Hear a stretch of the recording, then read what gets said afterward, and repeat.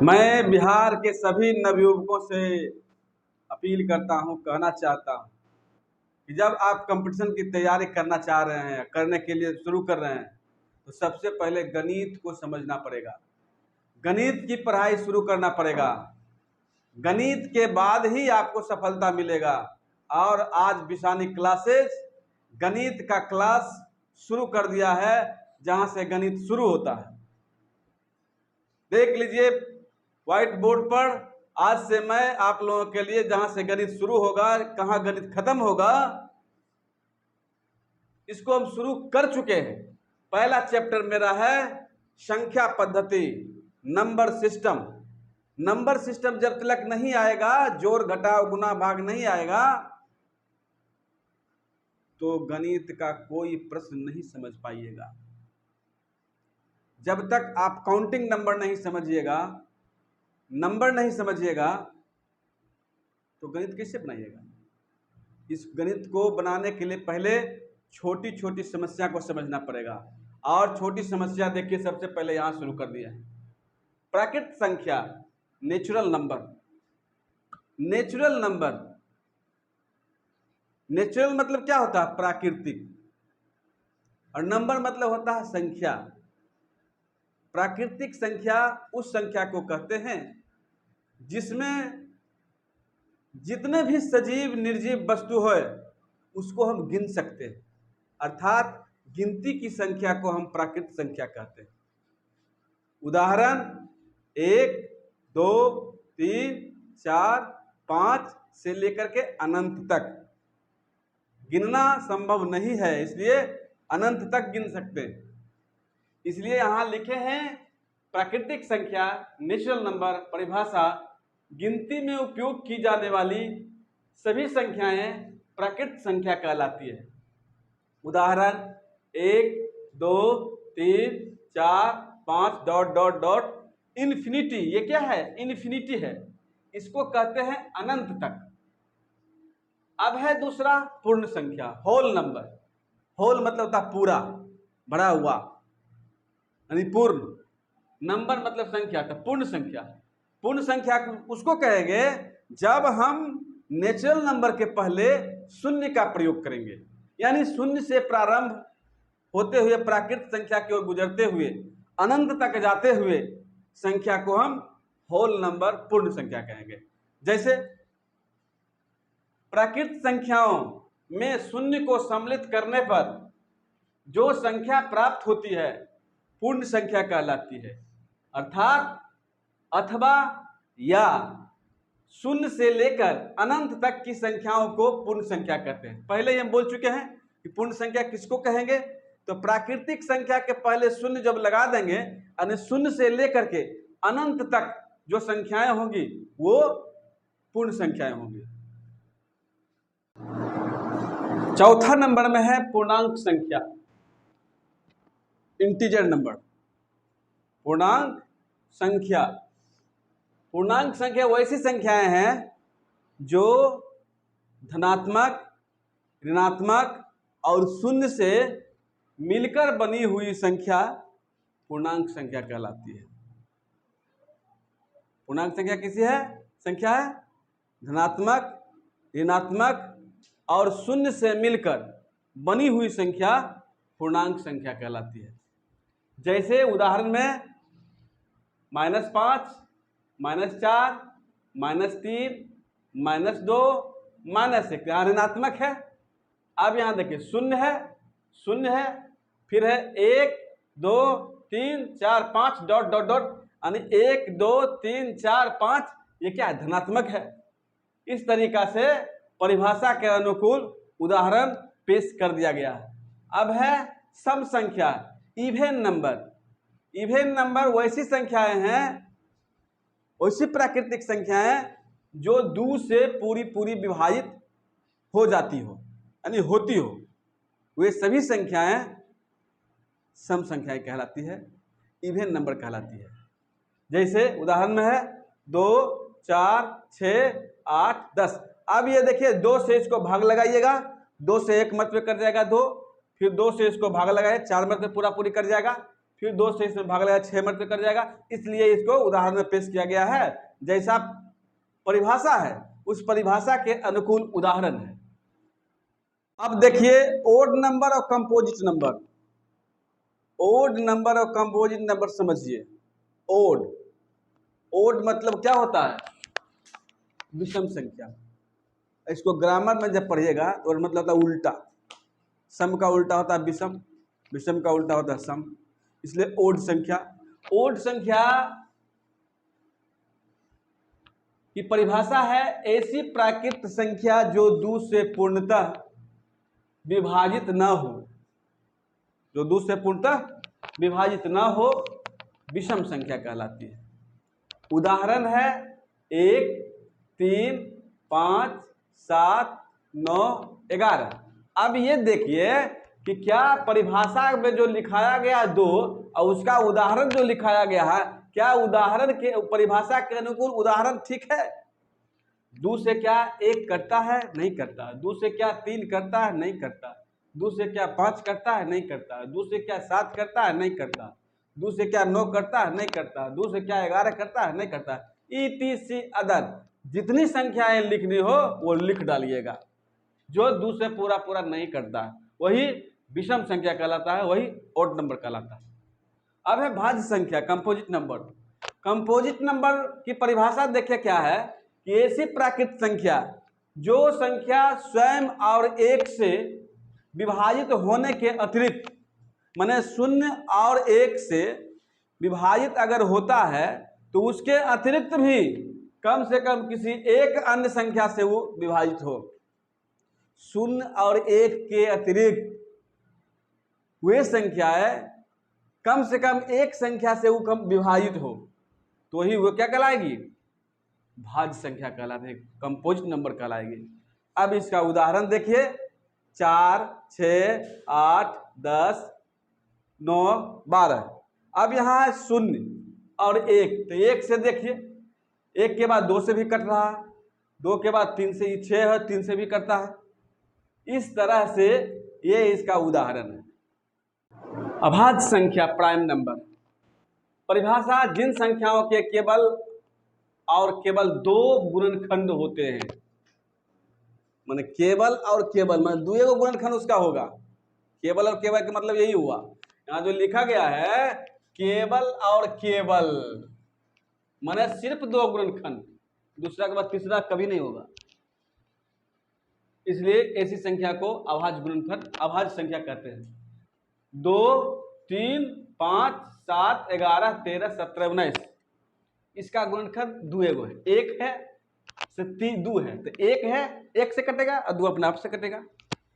3 है 1 से कटेगा, 3 अपने आप से कटेगा।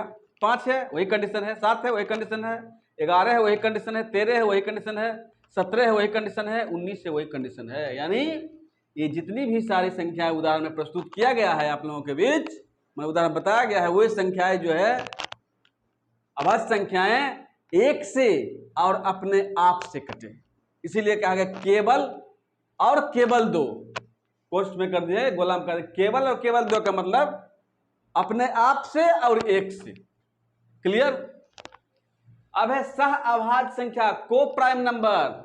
को मतलब होला हेल्पिंग, सहयोग करना, और प्राइम नंबर मतलब प्राथमिक संख्या, मतलब अभाज्य संख्या।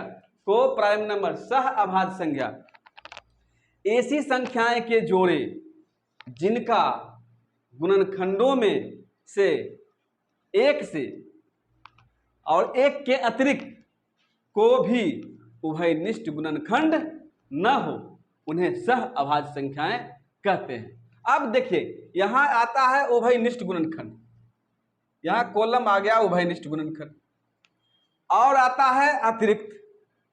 देखिए परिभाषा में क्या क्या है, तो इसका मतलब है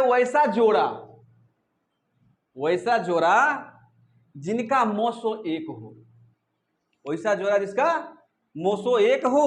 तो आप देखिए उसको टुकड़ों में बांटिएगा तो उसका गुणनफल गुणनखंडों का जो मोसो जो होगा वो 1 होगा, और वे संख्याएं जो है लगातार रहेंगे, क्रमबद्ध रहेंगे। 3 4 है, 4 5 है, 5 6 है, 14 15 है, लगातार है। और इनका मोसो जो है हमेशा एक ही होगा। परिमेय संख्या रेशनल नंबर, परिमेय संख्या वैसी संख्या है जो अंश बटे हर के रूप में हो, अर्थात P बटे Q के रूप में, वे परिसंख्या परिमेय संख्या कहलाती है, रेशनल नंबर कहलाती है। जैसे देखिए P बटे Q के रूप में 1/2 है, 3/4 है, 4/5 है, 5/7 है। और 1/2 का मतलब हुआ एक जो है ऊपर जो है ये हो गया आपका अंश, अंश हो गया, और ये नीचे हो गया आपका हर, इसमें भी हो गया अंश और नीचे हो गया हर, इसमें भी हो गया अंश और नीचे हो गया हर, इसमें भी हो गया अंश, नीचे भी हो गया हर। इसमें भी अगर हम 1 कर देंगे तो ऊपर हो जाता है अंश और नीचे हो जाएगा हर। इसमें भी हम 1 कर देंगे तो ऊपर हो जाएगा अंश और नीचे हो जाएगा हर। अब देखिए ये जो 25 जो है, 25 जो है पूर्णतः वर्गमूल है, पूर्ण वर्गमूल है। 25 का वर्गमूल क्या वर्गमूल क्या आएगा? 5 आएगा। तो 5/1 ये भी संख्या क्या है? परिमेय संख्या है। 225 जो है, 225 जो है ये इसका भी पूर्ण वर्ग में है, ये 15 का पूर्ण वर्ग है, वर्ग हो जाएगा इसका, इसलिए 1 है। 15/1 बराबर परिमेय संख्या अंश बटे हर के रूप में है। और यहाँ देखिए इसीलिए लिखा गया ऐसी संख्याएं, ऐसी सभी संख्याएं जिन्हें P बटे Q के रूप में अर्थात अंश बटे हर के रूप में, अर्थात अंश बटे हर के रूप में लिखा जाता है, उन्हें परिमेय संख्या कहते हैं। जहां P और Q क्या है? पूर्णांक है। और P वेरीज Q, P नहीं होगा, यहाँ Q हो जाएगा। Q नॉट इक्वल टू 0, यानी परिमेय संख्या में क्या होगा? परिमेय संख्या में हर जो है शून्य नहीं होगा। अपरिमेय संख्या, अपरिमेय संख्या इरेशनल नंबर, ऐसी संख्याएं जिन्हें P बटे Q के रूप में नहीं लिखा जाएगा और ये रूट में लिखे जाएंगे, जो पूर्ण वर्गमूल नहीं होगा, इसी संख्या को अपरिमेय संख्या कहते हैं। ऐसी संख्याएं जिन्हें P बटे Q के रूप में नहीं लिखा जा सकता है और उन्हें रूट के अंदर लिखा जाता है, कभी भी उनका पूर्ण वर्गमूल नहीं निकलता है, उसे अपरिमेय संख्या कहते हैं। जैसे पाई है, √3 है, √7 है, √11 है। अब देखिए पाई का मान 22/7 है, √3 जो है, √3 का पूरा वर्गमूल है नहीं, इसका होता है 1.732 हो जाता है, 1.732 हो जाता है। और ये 7 का जो है इसका भी निकालिएगा तो पूरा वर्गमूल नहीं है, ये √11 का है तो √11 का ही पूर्ण वर्गमूल नहीं है, इसलिए उदाहरण के रूप में इन संख्याओं को लिखा गया है। प्रसिद्ध अपरिमेय संख्याएं, कुछ जो है प्रसिद्ध अपरिमेय संख्याएं हैं, जैसे पाई, पाई का मान 22/7, इसका भी उपयोग कर करके वृत्त का क्षेत्रफल निकालने में इसका उपयोग होता है, परिधि निकालने में होता है। और कहीं कहीं पाई 22/7 का उपयोग मानना कर करके इसका उपयोग करते हैं, 3.1428 का। उसके बाद है यूलर संख्या, यूलर संख्या का मान होता है इतना होता है। उसके बाद है गोल्डन अनुपात, गोल्डन अनुपात जो ये भी एक संख्या है जिसका मान इतना होता है, इसको कहते हैं PSI, पीसाई। अब देखिए ये जो तीनों जो है, ये तीनों को इसलिए लिखाया गया है कि परीक्षा में कभी कभी ऑब्जेक्टिव में पूछा जाता है कि पाई जो है, यूलर संख्या जो है, ये यूलर संख्या का मान कितना होता है, तो जानकारी रहेगा तब न। उसके बाद है पाई, पाई का क्या है? पाई कौन सी संख्या? परिमेय संख्या है, वो परिमेय संख्या है, पूछ देता है, तो पाई जो है वो परिमेय संख्या है। अब इस तरह से इसका उदाहरण भी पूछ देता है कि पाई का मान कितना होता है, 22/7, 3.14, दोनों लिख देगा, इनमें से कोई नहीं लिख देगा तो जानिएगा तब न लिखेगा दोनों। अब है वास्तविक संख्या, रियल नंबर, जिन संख्याओं का कोई भी मान संभव हो तो उन संख्याओं को वास्तविक संख्या कहते हैं। जैसे है 1, 2, 3, 0, -1, -2, -3, यानी रियल नंबर, वास्तविक में जो संख्या उसको कहते हैं वास्तविक संख्या। जो धनात्मक हो, ऋणात्मक हो, कुछ भी हो, संख्या हो। उसी को कहते हैं वास्तविक संख्या।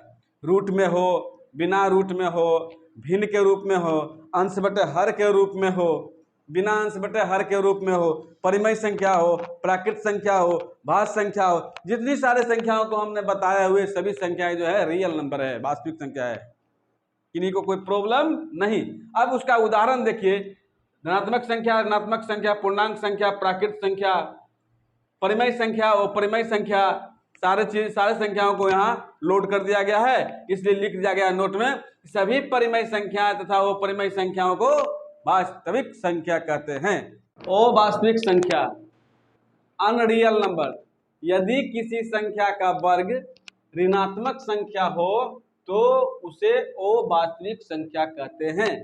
तो देखिए वर्ग में जितने भी उदाहरण दिए गए सभी ऋणात्मक संख्याएं, इसलिए उदाहरण परिभाषा के अनुकूल उदाहरण में किन्हीं को परेशानी नहीं है। अब है कि आज जो है संख्या पद्धति का जितने सारे इम्पोर्टेंट बिंदु था हमने उसे बता दिया है। अब इस पर आधारित क्वेश्चन चलेगा।